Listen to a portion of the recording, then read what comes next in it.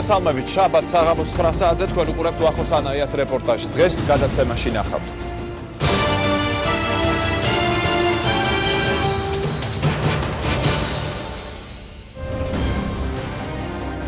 მეცნიერება, რომელიც შეისწავლის მემკვიდრეობითობას, რა არის გენეტიკა და რა ახალი მიღწევებია მეცნიერების ამ მიმართულებით.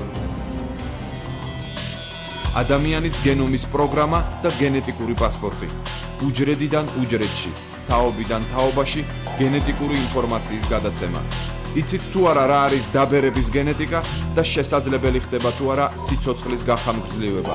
გახდება თუ არა სულ მალე შესაძლებელი დაავადებათა განსაზღვრა ადამიანის დაბადებამდე. რა მიღწევები აქვთ მეცნიერებს მთელ მსოფლიოში. ვახოს ანაიას რეპორტაჟი. გენეტიკა.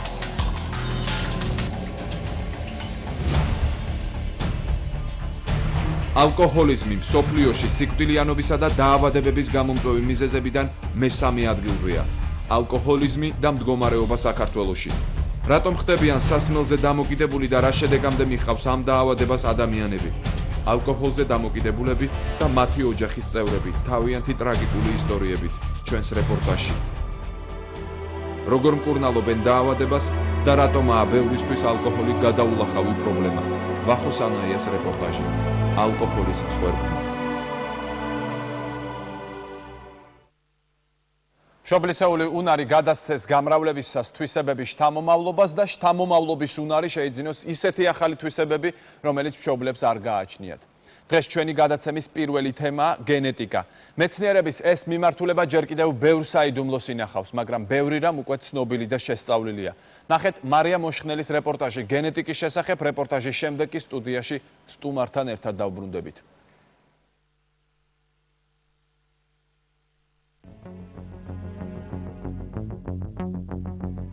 მსოფლიოში 7 მილიარდზე მეტი ადამიანი ცხოვრობს. ყველა ერთმანეთისგან ქცევით, ხასიათით, გარეგნობით, გონებრივი და ფიზიკური შესაძლებლობებით განსხვავდება. არ არსებობს ორი, ზუსტად იდენტური ადამიანი, მაგრამ წინა და მომდევნო თაობა შორის არსებობს რაღაც მსგავსება, რომელსაც მემკვიდრეობითობა ქვია. გენეტიკა ცოცხალ ორგანიზმთა თვისებებს, მემკვიდრეობითობასა და ცვალებადობას შეისწავლის. თანამედროვე გენეტიკის საფუძვლის ჩაყრაში უდიდესი როლი შეასრულა ავსტრალიერმა ბერმა და მეცნიერ ბოტანიკოსმა გრეგორ მენდელმა. 1860 წელს მენდელმა მცენარე ბარდაზე დაკვირვებით გამოიკვლია, რომ ერთი თაობა მეორეს გარკვეულ ნიშან-თვისებებს გადასცემს. მენდელმა დაადგინა კანონზომიერებებიც, რომელსაც მემკვიდრეობითობა ექვემდებარება.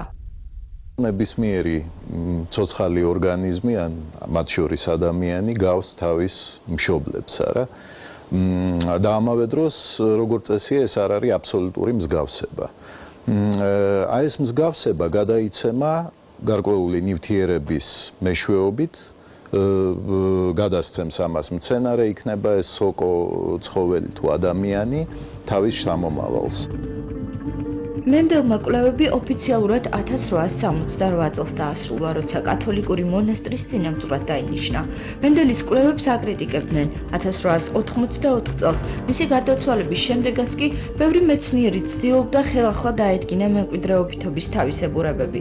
მე-20 საუკუნის დასაწყისში გრეგორ მენდელის დაკვირვებების შედეგებს კიდევ ერთხელ გადახედეს და მისი კანონები მემკვიდრეობითობის შესახებ საბოლოოდ აღიარეს. სწორედ მის მიერ იქნა ნანახი, რომ მთელი რიგი ნიშან-თვისებები თაობიდან თაობას გადაეცემა გარკვეული ფაქტორების, ანუ დისკრეტული ერთეულებით. მიუხედავად იმისა, რომ ეს ნიშან-თვისებები შეიძლება მთელ რიგ თაობაში, პირველ თაობაში გამოვლინდეს, ან ეს ნიშან-თვისება დაიმალოს, და შემდეგ მეორე, მესამე თაობაში ისევ გამოვლინდეს. გარდა ამისა, მის მიერ იქნა ნანახი, რომ ეს ფაქტორები, რომლებიც ამ ნიშან-თვისებებს განაპირობებენ, დამოუკიდებლად მემკვიდრეობენ.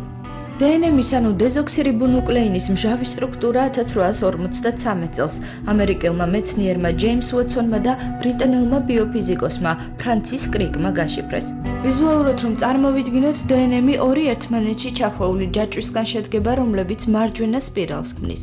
გენები დნმ-ის ნაწილია. ადამიანის თითოეულ უჯრედში ნიშან-თვისებების განმსაზღვრელი 25-დან 40,000-მდე გენია. დნმ შედგება მცირე მოლეკულებისგან, ნუკლეოტიდებისგან და ადამიანის მაგალითად გენეტიკური კოდი მოიცავს 16 მილიარდ ასეთ ნუკლეოტიდს.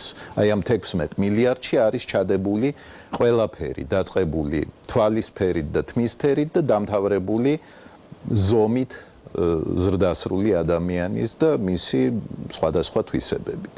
ეხლა მე რომ დავიწყო კითხვა ამ გენომის, აი თითეული 100 რო წავიკითხვა, რა ნუკლეოტიდები, დაახლოებით 100-ები მოუნდები, იმდენად დიდი ინფორმაცია, 8 ჯერ მეტია თითოეულ უჯრედში ჩაწერილი ინფორმაცია, ვიდრე ბიბლიაში. გენები განსაზღვრავენ ადამიანის ჯანმრთელობის მდგომარეობას, გარეგნულ ნიშნებს და გონებრივ მონაცემს.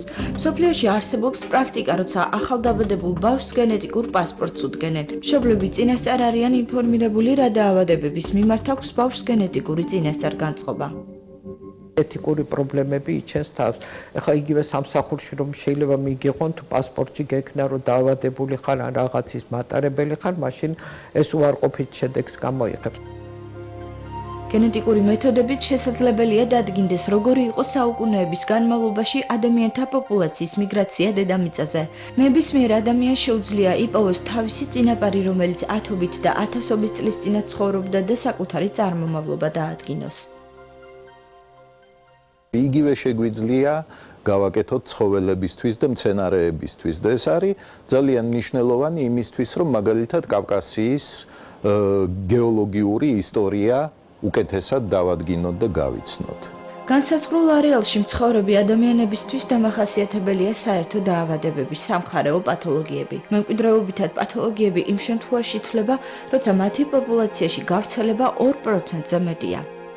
საქართველოში ასეთი დაავადებები, სისხლის დაავადებები, ანემიები არის მემკვიდრეობითი, ეს არის თალასემია ალფა და ბეტა, ორგვარი თალასემია, ეს არის ესე იგი ენზიმ გლუკოზა 6 ფოსფატ დეჰიდროგენაზას დეფიციტი და ეს არის სხვადასხვა ოვალოციტოზები, რომლებიც აი ეს დაავადებები დამახასიათებელია მსოფლიოს მალარიული სარტყელისათვის, ანუ შუა სარტყელისათვის და ჩვენც როგორც სუბტროპიკული ზონა შევდივართ ამ სარტყელში და ამიტომ ეს დაავადებები ჩვენთვის არის დამახასიათებელი.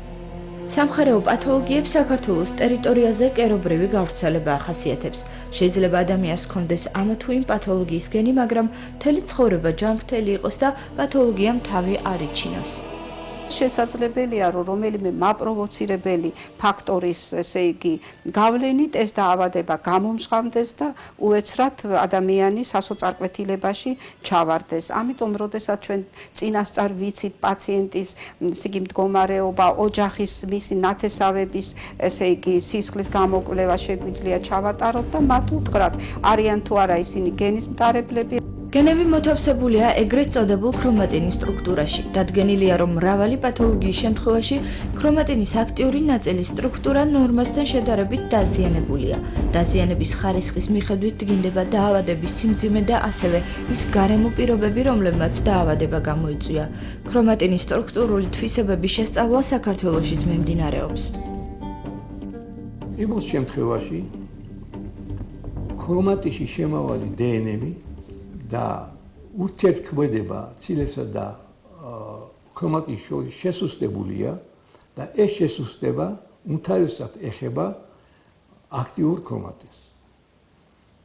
იმის დამიხედვით თუ როგორ არის შესუსტებული ურთიერთქმედება, ამის დამიხედვით მისი ტემპერატურული მდგრადობა იცვლება. თუ როგორ იცვლება ტემპერატურის მდგრადობა, არის მშვენიერი ტესტი იმისა, თუ როგორ მდგომარეობაშია ორგანიზმი. თუ რომელი სტადიაა ავადმყოფობის შეიძლება დადგენილი იქნეს და წარმოადგენს ერთ-ერთ ტესტს კიბოს გამოვლენისა. გენეტიკის უამრავი მიმართულება არსებობს, მათ შორის რადიაციული გენეტიკა, რომელიც ატომური ელექტროსადგურების რაოდენობის ზრდასთან და სამედიცინო გამოკვლევების კომპიუტერიზაციაზე გადასვლასთან ერთად სულ უფრო აქტუალური ხდება. რადიაციული გენეტიკის კვლევის საგანს რადიაციის გავლენით გამოწვეული გენეტიკის მასალის ცვლილებები წარმოადგენს. რადიაციული ფონი ეს არის ერთ-ერთი მიზეზი აი ამ ონკოლოგიური დაავადების ზრდის. ამიტომ ძალიან დიდი მნიშვნელობა დროულად გამოვლინება იმ ადამიანებისთვის, ვისაც აქვს მიღებული ეს პატარა დოზები, ვისაც მოხდა რაღაც მუტაცია სომატური უჯრედის, სადაც მოხდა ქრომოსომული ცვლილებები, რომლებიც შემდეგ შეიძლება მისცენ დასაწყის მისცემენ ონკოლოგიური დაავადების განვითარებას. ყველა სამედიცინო ტექნიკა, რომელსაც გამოსხივება აქვს, არ შეიძლება ჯანმრთელობისთვის საშიშად ჩაითვალოს. პაციენტებს ინდივიდუალურად უნდა განისაზღვროს, რა დოზით შეიძლება დასხივების მიღება. საქართველოში ამ მიმართულებით მუშაობა ახლა იწყება. ზოგიერთებს ერთი და იგივე დოზა არაფერს არ უზამს, ზოგიერთებისთვის ეს არის საშიშია, იმიტომ რომ ეს არის ინდივიდუალური გრძნობიარობა. კავკასიის რეგიონში საქართველო ერთადერთი ქვეყანაა, სადაც კლინიკური გენეტიკის პრენატალური დიაგნოსტიკის ლაბორატორია ფუნქციონირებს. ჯერ კიდევ ორსულობის პერიოდში შეიძლება დადგინდეს, აქვს თუ არა ნაყოფს რაიმე სახის ქრომოსომული დარღვევა. სამწუხაროდ არის შემთხვევები, როდესაც მართლაც გამოვლინდება ნაყოფში ეს სხვადასხვა სახის დარღვევა, დაუნის სინდრომი ყველაზე ხშირად, აგრეთვე ჩვენთან იცით სამშობიარო რო და სამწუხაროდ არის შემთხვევები მე-13 ქრომოსომის ტრისომიის, ანუ პატაუს სინდრომი და მე-18 ქრომოსომის ტრისომია, ედვარდსის სინდრომი, ასეთი ბავშვები იბადებიან. გამოკვლევები საკმაოდ ძვირადღირებულია, მაგრამ მოქმედებს სახელმწიფო პროგრამა, რომელიც რისკ ჯგუფში შემავალი ფეხმძიმეების უფასოდ გამოკვლევას გულისხმობს. 35 წლის ზემოთ, რომელი ორსულობაც არ უნდა იყოს, ეს იყოს მე-5, მე-7 პირველი რისკ ფაქტორი არის საკმაოდ მაღალი. აქედან გამომდინარე, ევროკავშირში და მთელ მსოფლიოში პირდაპირ ჩვენება არის 35 წელი და ზემოთ. რომ გაკეთდეს ამას კვლევაც კი არ ჭირდება, პირდაპირ ჭირდება ამჩხვლეთის, ანუ ამნიოცენტების გაკეთება. შემდეგი ძალიან მნიშვნელოვანი რიჯგუფი ეს არის ის, ვისაც წინა მშობიარობა დამთავრდა, ასე ვთქვათ, არასასიამოვნო შედეგით, ან ბავშვი ყავს სახლში დაუნ სინდრომით. აქედან გამომდინარე, ძირითადი ორი ჯგუფი არის ასაკი და წინა მორბედი მშობიარობები და აგრეთვე, რა თქმა უნდა, რაც საქართველოში ძალიან გავრცელებულია, თანდაყოლილი ინფექციები. ადამიანის გენომი უკვე გაშიფრული და წაკითხულია. მეცნიერები ამბობენ, რომ ეს უმნიშვნელოვანესი, თუმცა მცირე ნაწილია იქიდან, რაც გენეტიკის შესახებ შეიძლება ვიცოდეთ. გენეტიკური კოდი, სადაც ჩვენზე მთელი ინფორმაცია და მთლიანად განსაზღვრავს ჩვენ ცხოვრებას, ბევრ საიდუმლოს ინახავს. თქვენ ნახეთ სიუჟეტი გენეტიკის შესახებ და ახლა ჩვენ ამ თემაზე საუბარს განვაგრძობთ უკვე სტუდიაში ჩვენ სტუმართან ერთად ბატონი თეიმურაზ ლეჟავა, ჯავახიშვილის სახელობის უნივერსიტეტის გენეტიკის კათედრის გამგესრული პროფესორი. მოგესალმებით ბატონ თეიმურაზ, ძალიან დიდი მადლობა რომ ხართ დღეს ჩვენი გადაცემის სტუმარი და მოდით დავიწყოთ საუბარი იმით, რა მნიშვნელობა აქვს გენეტიკას ზოგადად განმარტოთ მისი მნიშვნელობა. ჩვენ სიუჟეტში ამაზე ვქონდა ვცლად ლაპარაკი, მაგრამ კიდევ ერთხელ ამით დავიწყოთ ჩვენი საუბარი. მოახსენებთ გენეტიკის საუბარზე, პირველ ყოვლისა მადლობა მინდა თქვენს მოგახსენოთ ამ მოწვევისთვის და ზოგადად მე ძალიან მოხარული ვარ, რომ დღეს გვექნება საუბარი სწორედ აი გენეტიკაზე. გენეტიკა არის ძირითადად საერთოდ არის ბიოლოგიის, მედიცინისა და სოფლმეურნეობის განვითარების საფუძველი.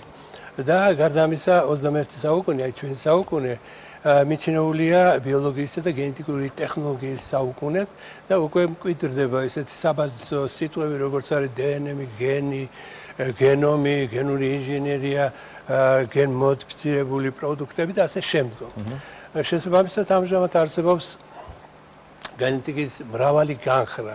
არის ბიოქიმიური, ეკოლოგიური გენეტიკა, მათემატიკური გენეტიკა, სპორტის გენეტიკა, საისპორტის გენეტიკაზე არის სპორტული მიღწევების საკმაოდ ძალიან ბევრი განშტოება აქვს გენეტიკას თავის თავში მოიცავს ბევრ მიმართულებას. დაახლოებით 40-ზე მეტ განხრას მოიცავს და ეს საკმაოდ ისეთი მნიშვნელოვანი დარგია განხრა ბიოლოგიაში და მედიცინაში. თქვენ მოგხსენებათ რომ მსგავსობა ვთქვათ შვილებსა და შვილებს შორის, დებს, ძმებს შორის არ არის აბსოლუტური. და აქ შემოდის მეორე თვისება, რომელიც ცდილობს განასხვავოს არსებული ასე ვთქვათ მემკვიდრული თვისებები, ეს არის ცვალებადობა. ცვალებადობის რამოდენიმე ფორმა ვიცით, ეს არის ძირითადად მუტაციური ცვალებადობა, რომელიც მოიცავს სტრუქტურულ ხარისხოვანი გარდაქმნებს გენეტიკური აპარატის და არის ეპიგენეტური ცვალებადობა, რომელიც არის ინაქტივირება, რომლის დროსაც ხდება ინაქტივირება გენების, მაგრამ ამავე დროს შეიძლება ეს ინაქტივირებული გენები დაექვემდებაროს რევერსიას, ესე იგი აღადგინოს თავის მოქმედება. მემკვიდრეობითობასაც გააჩნია სტრუქტურული ინფორმაცია და ფუნქციური ინფორმაცია. სტრუქტურული ინფორმაცია წარმოდგენილია ესეთი ქიმიური სტრუქტურებით, ნუკლეინ მჟავეებით. არის ორი სახის ნუკლეინ მჟავა, დეზოქსირიბონუკლეინ მჟავა და რიბონუკლეინ მჟავა. რიბონუკლეინ მჟავა დამახასიათებელია როგორც გენეტიკური ინფორმაციის მატარებელი ვირუსებისთვის და სხვა ყველა ცოცხალ ორგანიზმისთვის, პროკარიოტები, ეუკარიოტები დამახასიათებელი დნმ-ი, დეზოქსირიბონუკლეინი მჟავა. დეზოქსირიბონუკლეინი მჟავა ეს წარმოიდგენით ასეთი ძაფი, რომელიც შედგება გარკვეული ნაწილებისაგან, ეს ნაწილები არის, წარმოიდგენთ აგურები და ამათ უწოდებენ ნუკლეოტიდებს. ხო და ეს აგურთა რაოდენობა ძალიან ბევრია. ადამიანის უჯრედში არის 3 მილიარდი ეს აგურები. ნაწილები, ნუკლეოტიდები და შესაბამისად დაახლოებით 1000-1500 საშუალოდ ნუკლეოტიდი ქმნის ფუნქციის ერთეულს. ანუ ეს რას ნიშნავს? ეს არის გენი. გენი არის დნმ-ის გარკვეული ნაწილი, ხო?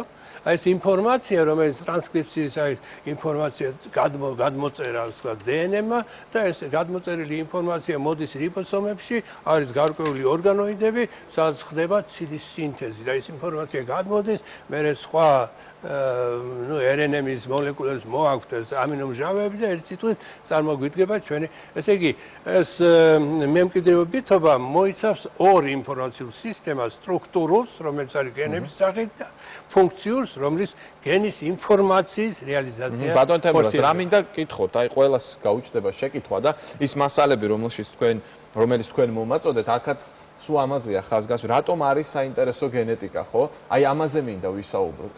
კი ბატონო, მე აქედან დავიწყებდი, რომ კაცობრიობა ამაყობს გენეტიკური აღმოჩენები და ერთ-ერთი მათგანი არის 2000 წელს წარმოდგენილი ესეთი აღმოჩენა მოხდა ჩვენი გენომის, ჩვენი მთლიანად გენეტიკური ოდენობის წაკითხვა.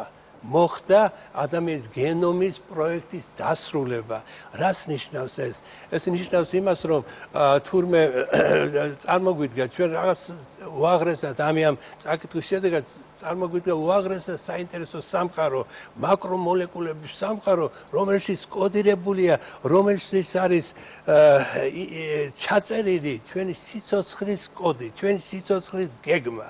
წარმოგიდგენიათ და ეს გენეტიკა, მოდიშ გენეტიკა არის შედარებით ახალი მეცნიერება, ხო, ესე ითვლება დღეს?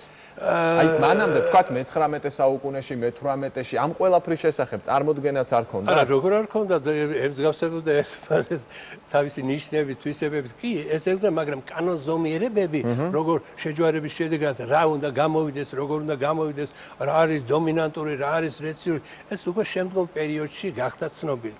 და ეს ამაზე, რასაც მე ახლა ვსაუბრობთ, ეს არის უაღრესად დიდი მონაპოვარი კაცობრიობის, იმიტომ რომ ამ დასრულების შემდეგ სხვა ქვეყნების პრეზიდენტებმა დაიწყეს განსჯა ამ მონაცემების, ამის გარდა უაღრესად დიდი თანხა დაიხარჯა მილიარდობით დოლარები და შეიქმნა წავიკითხეთ და ამას ეს რას ნიშნავს, იცით?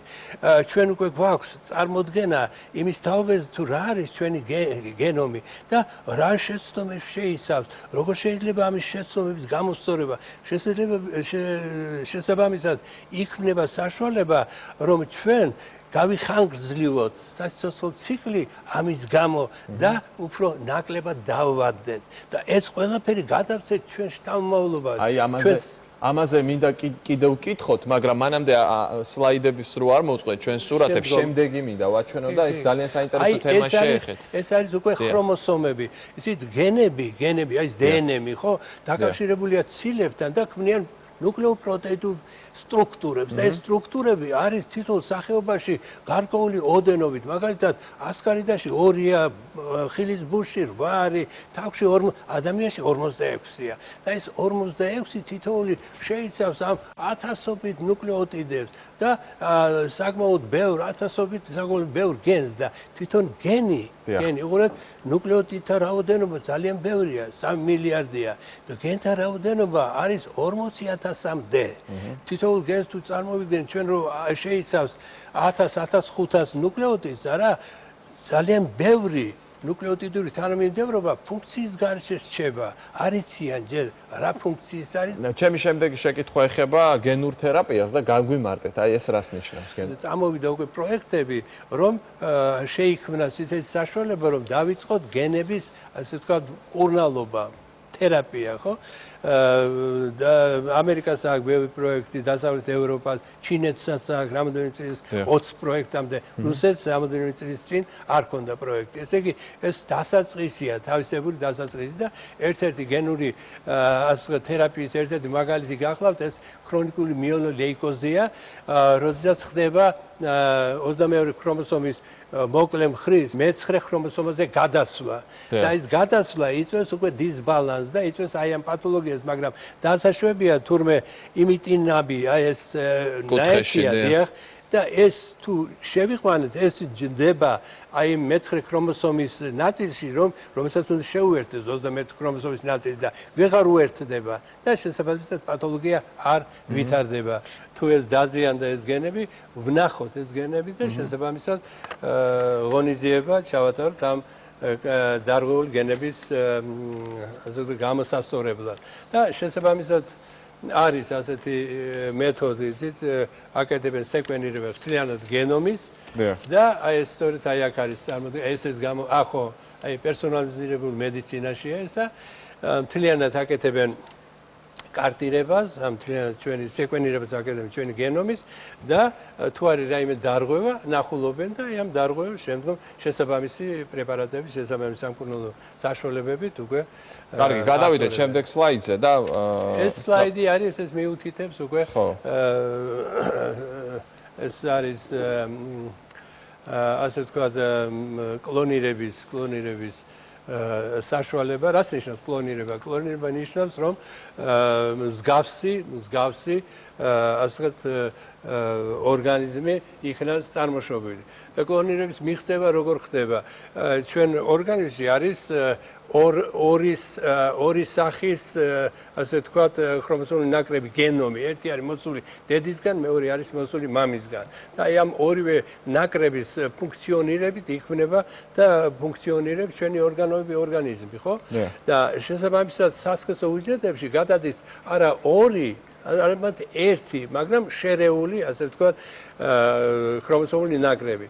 ერთია სასქესო უჯრედებში, კვერცხუჯრედში, ერთია სპერმატოზოიდში, მაგრამ ამ შემთხვევაში რას აკეთებენ, რომ უნდათ მიიღონ, ასე ვთქვათ, მსგავსი ორგანიზმები, კლონირებული ორგანიზმები, ხო? იღებენ გარკვეული სომატური უჯრედის, აი ვთქვათ, ამ შემთხვევაში, დოლის შემთხვევაში არის სარძევო უჯრედიდან აღებული უჯრედი, რომელშიც არის 2N, ესე იგი ორმაგი გენომი და აიღეს აქედან ბირთვი, საერთოდ ქრომოსომი მოთავსებული უჯრედის ბირთვში, ხო? და აიღეს ეს ბირთვი და გადანერგეს კვერცხუჯრედიდან ამოღებულ ბირთვის ნაცვლად. ესე იგი კვერცხუჯრედი თავისუფალია და ეს ქრომოსომული ნაკრები 2N-ით, რომელიც არის სომატურიდან ჩანერგეს აქ. და ამან უნდა დაიწყოს ფუნქციონირება, იმიტომ რომ ამ ქრომოსომებში არის ყველა ის გენი, რომელიც არის საჭირო განვითარებისთვის. გასაგებია, მე ამაზე დიდხანს ვერ შევჩერდებით, მაგრამ მინდა გკითხოთ ზოგადად თანამედროვე მეცნიერების და არა მარტო მეცნიერების დამოკიდებულება აი ამ კლონირების მიმართ.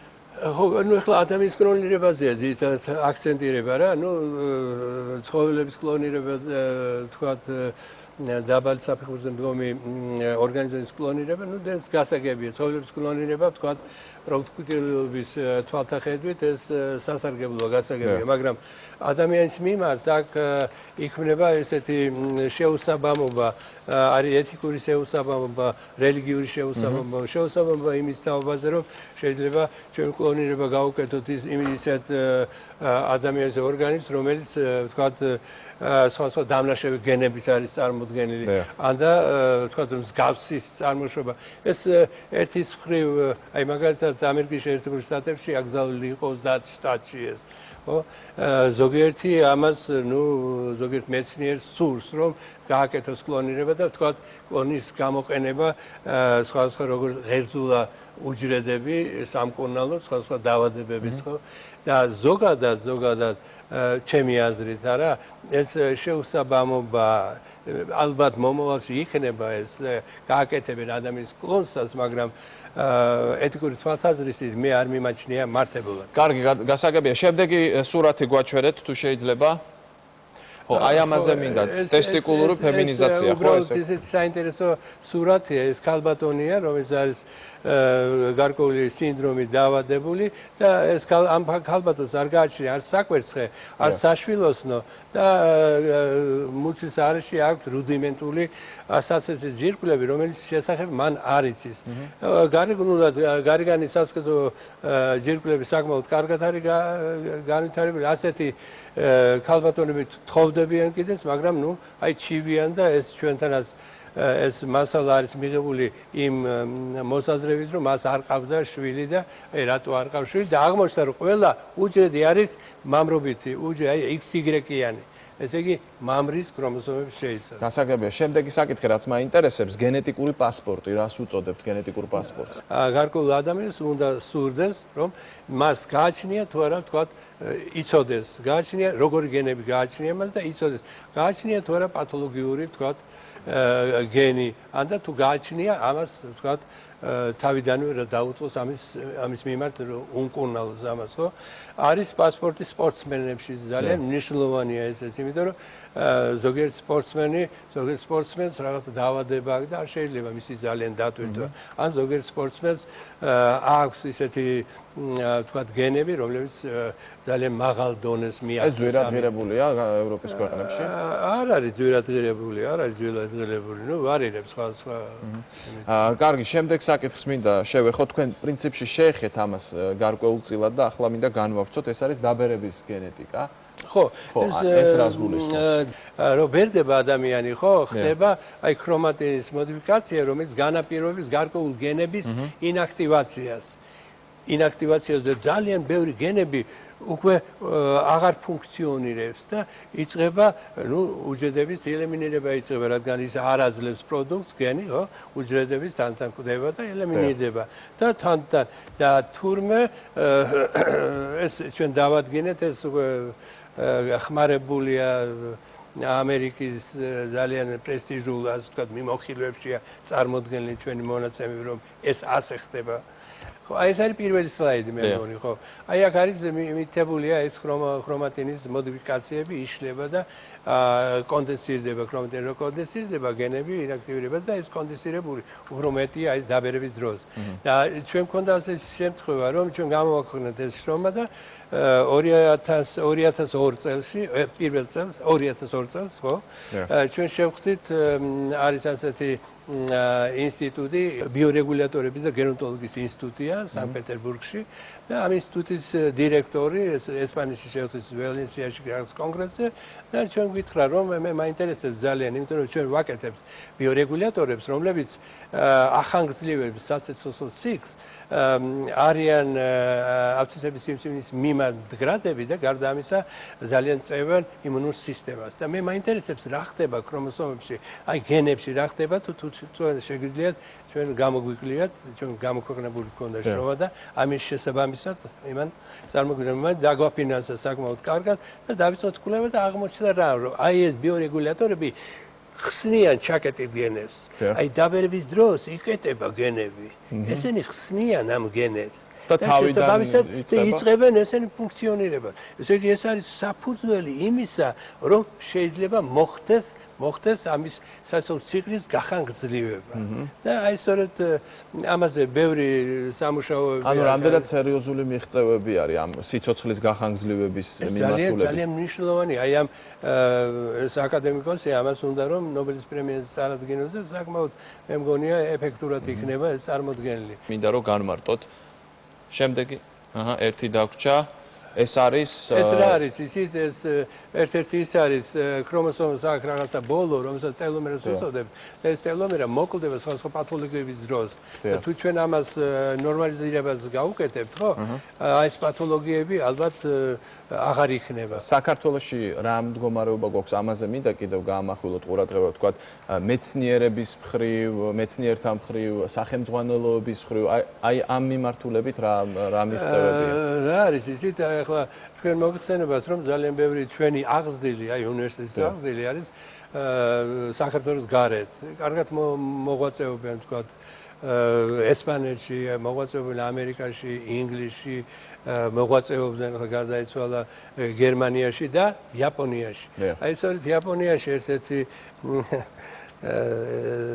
პიროვნება დოქტორი თქვათ, მაგრამ მე თქვენ ვაჟზე არის. აი სწორედ მაგან ეხლა დაუკავშირდნენ მას.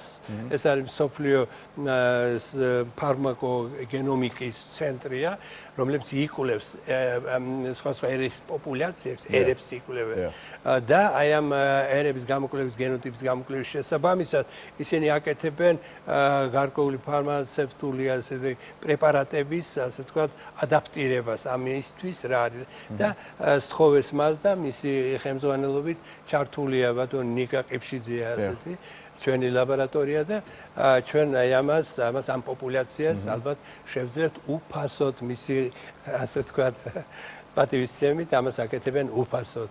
ეს ერთი მხარე და მეორე მხარე, ნუ ეს ახალგაზრდები ჩემი აზრით უნდა ჩამოვიდნენ, იმიტომ რომ ძალიან დიდ სიკეთის გაკეთება შეუძლია, დიდი სიკეთის. ბატონ თემურას, აი ყველა მეცნიერებაში თითქმის ამბობენ ხოლმე მეცნიერები, რომ აი 20-30 წლის შემდეგ შეიძლება ეს ასე იყოს, ან კიდევ უფრო განვითარდეს და ასე შემდეგ. აი გენეტიკის მომავალი 20-30 წლის შემდეგ თუ არის ეს ყველაფერი, ასე ვთქვათ, პერსპექტივაში დათვლილი ან პროგნოზირება თუ ხდება? იცით რა არის? აი ეს ადამიანის გენომის პროექტი რო დასრულდა, პროექტის ხელმძღვანელი იყო კოლინსი, ასეთი და მაგან წარმოადგინა, იცით, თავისებური თვალთა ხედვა 2020 წელს რა იქნება, 2030 წელს რა იქნება და ძალიან ბევრი პათოლოგიები უკვე უკან დაიწევენ, იმიტომ რომ შეიქმნა საშუალებები მათ სამკურნალოდ, თვითონ მკურნალობის, ასე ვთქვათ, აი მე ვახსენე სკანირების, ვთქვათ, საფასური ძალიან დაიკლებს, იქ მითითებული $1000, მაგრამ ალბათ უფრო დაიკლებს. უკან დაიწევს სახრიანი დიაბეტი, სხვა პათოლოგიები სიტყვით და ძალიან დიდი პერსპექტივა გენეტიკა, აი წარმოიდგინეთ, ეს არის საუკუნის მეცნიერება და ამაზე დაფუძნებული სიცოცხლის გახანგრძლივება და პათოლოგიების შემცირება. ამაზე მეტ კარგს ჩვენს თავმავლობას საგანძურს ვერ გავუკეთებთ, ვერ გადავწყვეტთ. გასაგებია. ძალიან დიდი მადლობა მინდა გითხრათ გადაცემაში სტუმრობისთვის. მე ტელემაყურებლებს შეგახსენებთ, რომ ბატონი თემურაზ ლეჟავა, ჯავახიშვილის სახელობის უნივერსიტეტის გენეტიკის კათედრის გამგესრული პროფესორი იყო ჩვენი სტუმარი. სხვა შორის შემდეგი თემაც გარკვეულწილად უკავშირდება გენეტიკას, ეს ეხება ალკოჰოლიზმს. ალკოჰოლი არაბული სიტყვაა და ნიშნავს ნაზს, საამოს, ხშირად სასმელს ადამიანები ისე ეჩვევიან, რომ ეს მათთვის გადაულახავი პრობლემა ხდება. ალკოჰოლიზმი მთელ მსოფლიოში ერთ-ერთი ყველაზე გავრცელებული დაავადებაა. სიკვდილის გამომწვევ მიზეზს და სამეულში შედის. ეს პრობლემა წვავედ დგას საქართველოშიც. ალკოჰოლიზმის შედეგია ოჯახების დანგრევა, სამსახურის დაკარგვა, ჯანმრთელობის დაქვეითება და ხშირად სიკვდილი. ახლა გთავაზობ თაკო სურგულაძის რეპორტაჟს, შემდეგ საუბარს სტუდიაში სტუმართან ერთად განვაგრძობთ.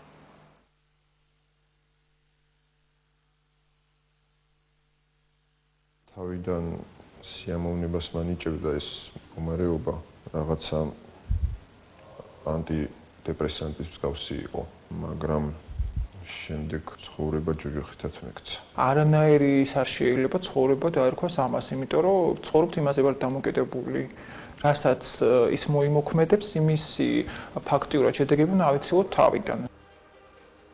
ალკოჰოლიზმი ეს არის ქრონიკული დაავადება, სპირტიანი სასმელებისადმი ავადმყოფური ლტოლვა.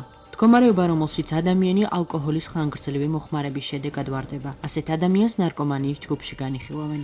ალკოჰოლიზმის ფართოდ გავრცელების გამო არა მარტო სამედიცინო, არამედ მძიმე სოციალურ პრობლემად იქცა და მსოფლიოში სიკვდილის გამომწვევ მიზეზებს შორის მესამე ადგილზეა. ალკოჰოლიზმს დღეს ბიოფსიქოსოციალურ კულტურულ დაავადებად მიიჩნევენ, რომელიც ქცევითი, ფიზიკური, სოციალური, ფსიქიკური გართულებებით ხასიათდება. ალკოჰოლი ერთ-ერთი უძველეს და ყველაზე ფართოდ გავრცელებულ ლეგალურ ნარკოტიკს წარმოადგენს. ამავე დროს ის არის, ასე ვთქვათ, ძალიან უნივერსალური ნარკოტიკი, იმიტომ რომ ის მოიცავს თავისი მოქმედების მექანიზმში ყველა იმ ნარკოტიკის მოქმედებებს, რომელიც სხვადასხვა ჯგუფს ახასიათებს ნარკოტიკებისას. ჩვენთან ქვეყანაში იყო პერიოდი საქართველოში, სადაც ძალიან უჭირდათ ალკოჰოლიზმით დაავადებულების ნახვა. იყო პერიოდები იხსენებენ ცხოვანი ფსიქიატრები, რომ აი ესეთ პერიოდები ჰქონდა, როცა ალკოჰოლიზმით დაავადებულის პოვნა კლინიკაში საკმაოდ ძნელი იყო. დღეს სამწუხაროდ რეალობა მკვეთრად შეიცვალა 90-იანი წლებიდან ძირითადად, როდესაც წამოვიდა დიდი ტალღა ალკოჰოლიზმით დაავადებულთა. ალკოჰოლიკი თვლი რომ უკვე ჩამოყალიბებული ალკოჰოლიკი ადამიანი აღარ არის, იმიტომ რომ სირცხვილი, ეს რაღაც წესიერების იმის განცდა აღარ აქვს ასეთ ადამიანს. ალკოჰოლიზმის გამომწვევი მიზეზი მრავალია: გენეტიკური, ბიოლოგიური ან გარემო ფაქტორები. ეს შეიძლება იყოს ეკონომიკური მდგომარეობა, სტრესი, ომი, პრობლემები პირად ცხოვრებაში, ძალადობა და სხვა. ჩემი მეუღლე გარდაიცვალა ნარკოტიკების ჭარბი მოხმარების გამო და დედამიწილთან ერთად მომიწია ცხოვრება. აღარ ვიცოდი რა მეკდა, საშინაო დღეში მაგდებდა და სმა დავიწყე. ჩემი ცხოვრება უკონტროლო გახდა. მუდმივი ფსიქოლოგიური ძალადობის გამო ალკოჰოლზე დამოკიდებული გავხდი. გარდამავალმა პერიოდმა, სოციალურმა ძვრებმა, დაუშვათ იგივე სულ აი რაღაცა მუდმივმა სტრესმა, ომებმა გამოიწვიეს ის, რომ ალკოჰოლიზმი ძალიან გავრცელებულია დღეს.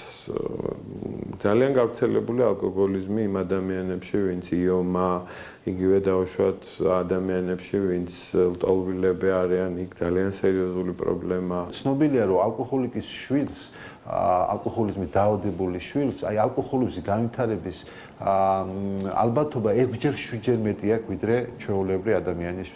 ალკოჰოლიზმის მკურნალობა თავდაპირველად სამედიცინო ჩარევით, ნარკოლოგიურ კლინიკებში, დეზინტოქსიკაციური თერაპიით უნდა მოხდეს, ხოლო ექიმებთან და ნარკოლოგებთან ურთიერთობის შემდეგ ფსიქოსარეაბილიტაციო მეთოდით გრძელდება მკურნალობა. ანუ კლინიკაში მედიკამენტური მკურნალობის შემდეგ ავადმყოფები დადიან სარეაბილიტაციო დაწესებულებებში, ინდივიდუალურ და ჯგუფურ თერაპიებზე, სადაც ფსიქოლოგებთან, სოციალურ მუშაკებსა და სასულიერო პირებთან განაგრძობენ მუშაობას და ცდილობენ სიფხიზლის შენარჩუნებას. ზაპოი როცა აქ, ანუ გაღრევება ქართულად.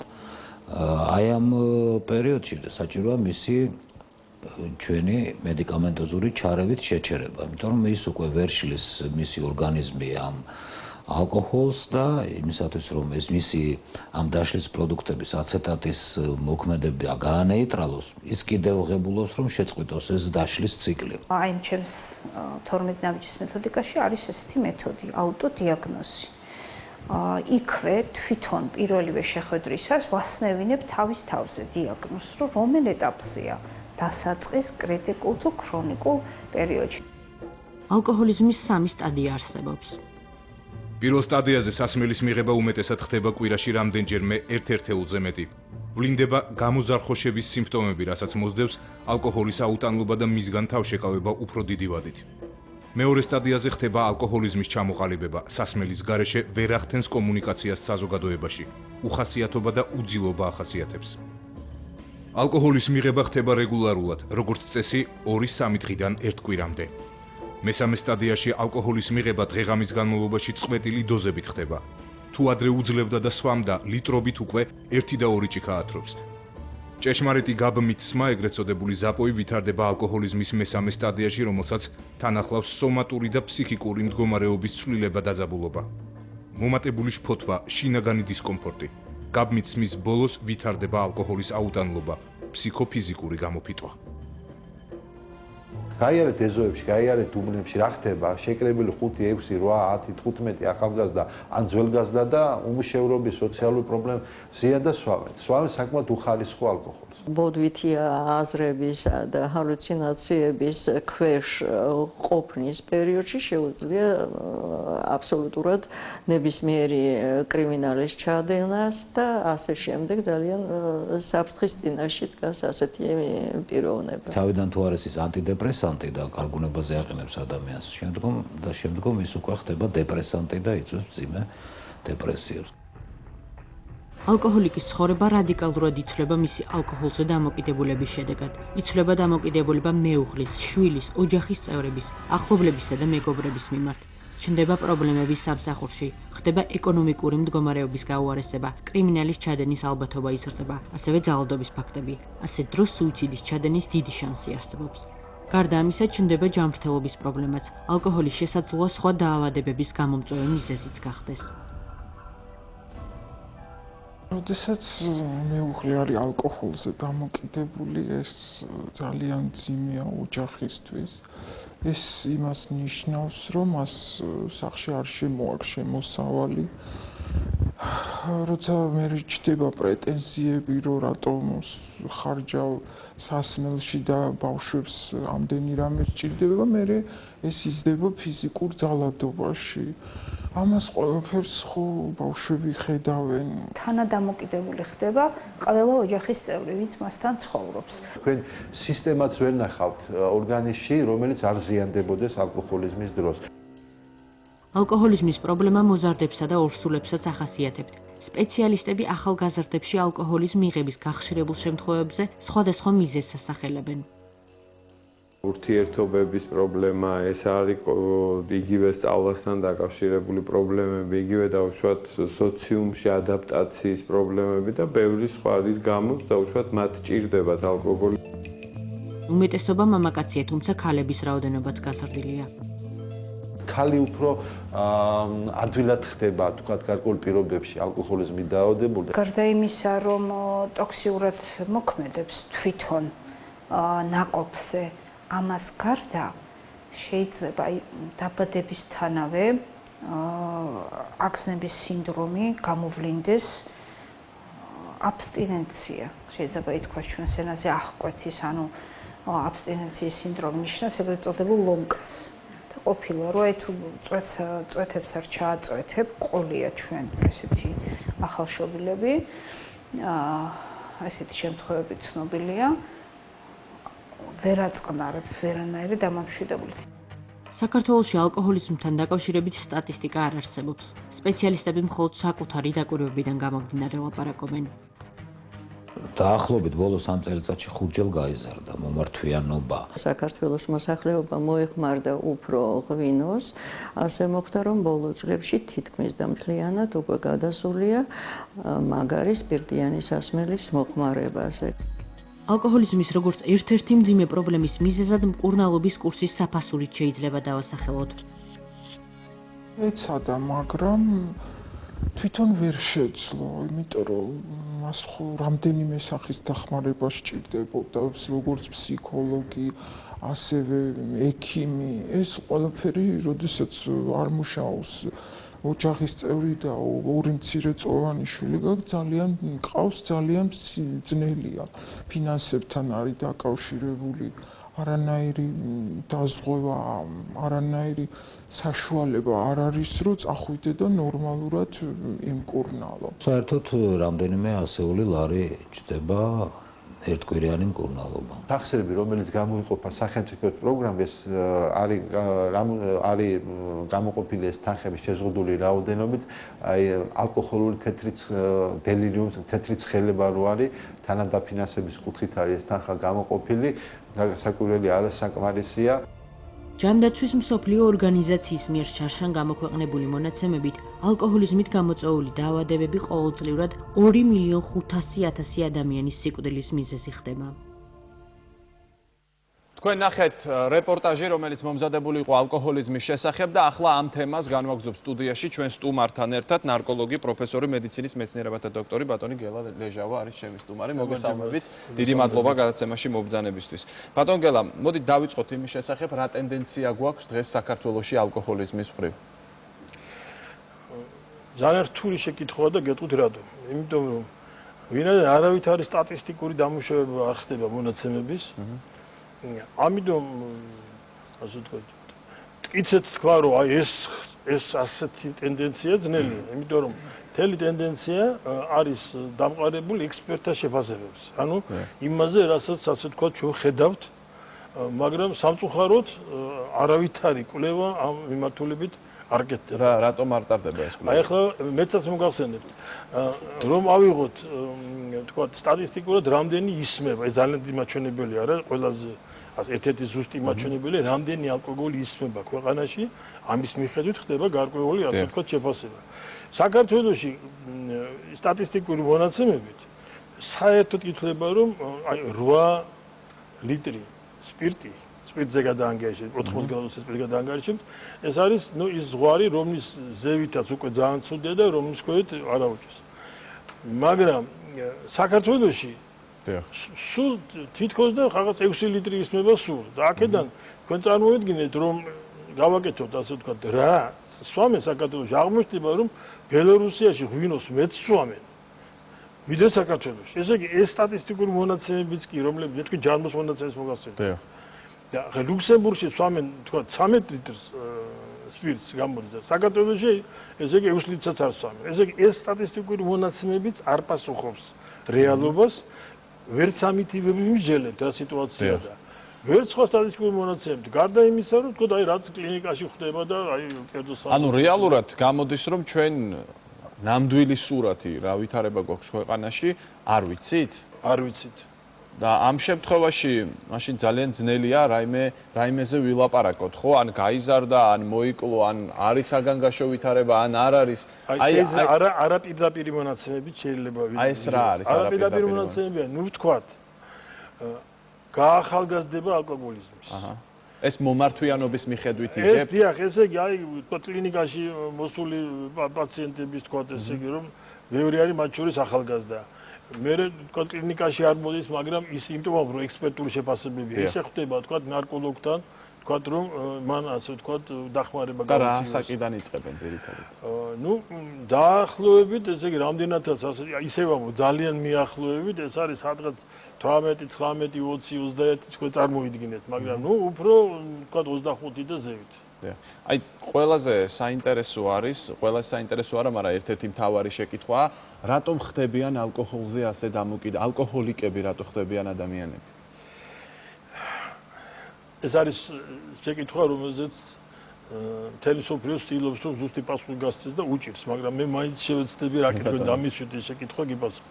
ეხლა რატო ხდება ძალიან ბევრი მიზეზი შეიძლება იყოს. ეხლა ინგლისელებმა, დიდმა ბრიტანეთმა 9 ჯგუფად დაყო ის პირები, ვინც ასე ვთქვათ, ალკოგოლით ვინც ალკოგოლიზმით ავადდება. ნუ მათ შორის ასეთია ვთქვათ, რომ ის მაჩო არა, ესე იგი ვინც ვაჟკაცობაზე თავს დებს. არის ვთქვათ ისეთი უბრალოდ იმიტომ რომ უყვარს ლხინი და ვთქვათ გედონისტური იმის არის. იმის გამო რომ ძალიან დაჩაგრულია და ასე შემდეგ 9, მაგრამ აქ კიდევ არ არის გათვალისწინებული ისიც რომ არის გარკვეული გენეტიკური და ფიზიოლოგიური გადახრები რომლებიც ასევე თქვათ ხელს უწყობენ ალკოგოლიზმის განვითარებას.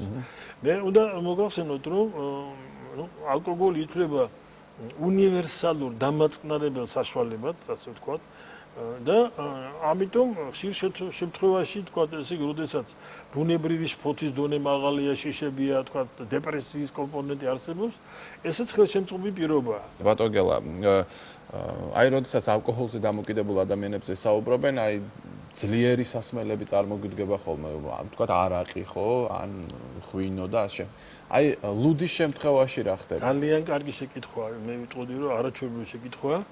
აი მთელი უბედურება ჩემის აზრით დღევანდელი საქართველოს სწორედ იმაში მდგომარეობს, რომ რატომღაც ვიღაცამ მიიჩნია, რომ ლუდი არ შედის ალკოგოლურ სასმელებში, ამიტომ ფაქტიურად ხდება მისი გაუთავებელი პროპაგანდა ტელეარხებით და ჯერ ერთი ცნობილია ეგრეთ წოდებული ლუდის ალკოგოლიზმი, რომელიც საკმაოდ მძიმე დაავადება, ამიტომ რომ თქვა ღვინისგან განსხვავებით შეიცავს ისეთ კომპონენტებს, რომლებიც ძალიან ცუდად მოქმედებენ ორგანიზმს.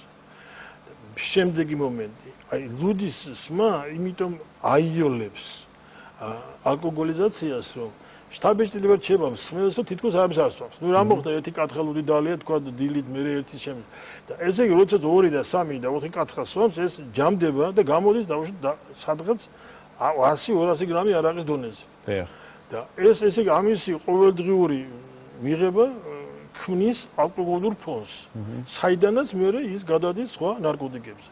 განსაკუთრებით სავალალო არის ის, რომ ზოგიერთმა ჩვენმა ქალიშვილმა მიიჩნია, რომ თქვა ესე იგი, აი არყის დალევა კი უხერხულია სასიცოცხლოა თუ შეიძლება ითქვას, მაგრამ აი ლუდის დალევა რა მოხდა მე.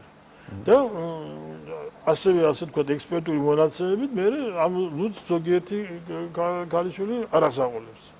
და შეკითხვაზე ახალგაზრდებში რატომ ხმარობთ ალკოგოლს? ძალიან ბევრმა, ესე იგი, საფრთხეს 17-18%-მდე დიდ ბრიტანეთშიც და ევროპაშიც უპასუხა, რომ იმიტომ რომ სექსუალურ ურთიერთობებს გვიადვილებს. მე აქცია ყურადღება.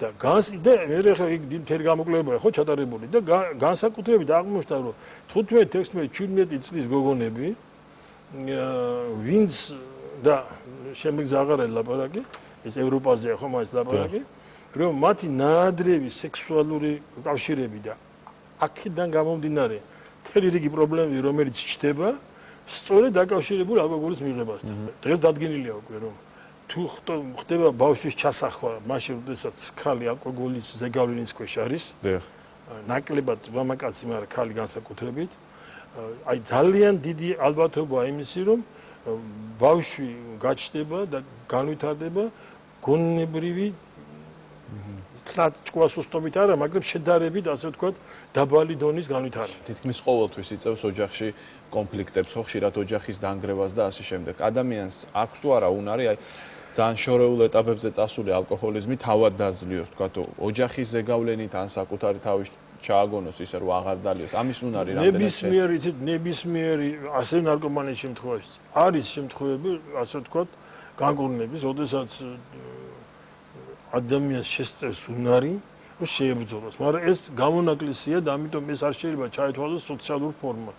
არის ასეთი შემთხვევები, მაგრამ ის ვინც ამას ვერ ახერხებს, არ უნდა თუ აი ეს უნების ყოფოა და ცუდია, იმიტომ ის ავანტყოფია. ანუ ძირითადი ფორმა მაინც არის ექიმისადმი. ძირითადად. ამერიკაში ძალიან ცნობილი ალკოგოლიზმის კურნალობის ცენტრია, ეგრეთ წოდებული ბეტსი ფორდის სახელობის ცენტრი. ბეტსი ფორდის მეუღლეა. ფორდი ყველა მეცით ხო მანქანების და მასაც კი ესე იგი რო შეექმნა პრობლემები თუ არ ვიდრე არ მოხდა დაწესებულებაში სახში ვერ უგუნალეს და მე სამადლობელო თვითონ შექმნა ასე დაწესებულება და ასე შემდეგ და აფინანსებდა და ასე.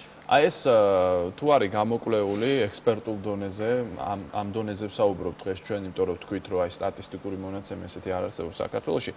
ძირითადად ალკოჰოლიზმით დაავადებულები სოციალური ფენების მიხედვით ხდებიან თუ ამას აბსოლუტურად არ აქვს ამ შემთხვევაში მნიშვნელობა? პრობლემა ან ერთ-ერთი ძირითადი ან მიზეზი არის ის, რომ ადამიანს არ აქვს ცხოვრების საზრისი.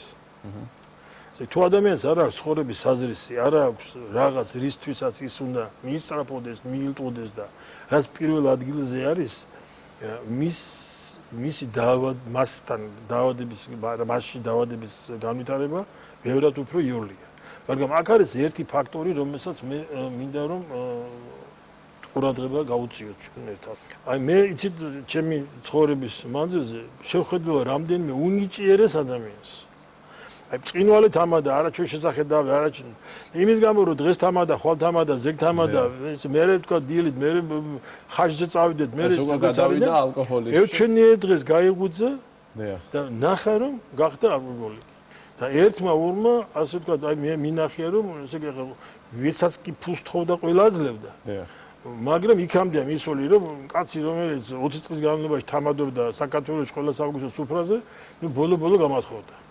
ისე რომ აი ეს მომენტი ძალიან მნიშვნელოვანია, რომ ადამიანი აქ ნარკომანის განსხვავებით შეიძლება გახდეს და ამიტომ ნუ ზოგიერთ ქვეყნებში მიღებულია ასე ტესტები და ეს ტესტები ჩვენთანაც თქვა შეიძლება შემუშავებული იყოს, იმიტომ რომ ქართულ ხასიათს უნდა და ქართულ ტრადიციას უნდა მოვარგოთ, რომ თქვა ადამიანი აიღებს ამ ტესტს, ან მისი ახლობელი ამ თვითონ და არ ჭირდება არავის თქვა თუ ეჭვი აქვს რომ ან ეჭვი არ აქვს, მაგრამ ყოველ შემთხვევაში იცის რომ საკმაოდ ხშირად უხდება ალკოგოლის მიღება, ამ ტესტის მიხედვით თავს შეამოწმებს და ტესტი ეტყვის მას რა მდგომარეობაში ჭირდება ექიმი, არ ჭირდება სასწრაფოდ დროები და ასე შემდეგ. ისე რომ ფიქრობ რომ ამითი თქვა შეიძლება რომ თქვა დავეხმაროთ.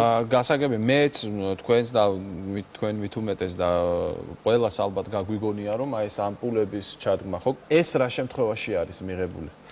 ნუ არის ასეთი პრეპარატი რომელიც დღეს არ იშოვნება. მაგრამ ნუ არის ასეთი პრეპარატი რომლის ჩაკერების დროსაც ჩაუკერებენ ტეტურამი თქვათ ასეთ რაღაც და თუ ალკოგოლი დალია შეიძლება ძალიან მძაფრი რეაქცია გამოიწვიოს და იმდენად მძაფრი რომ აფრთხილები ახალსაწერები რომ შეიძლება თქვათ მოგდეს. ეს არის თვითონ პრეპარატის გავლენა.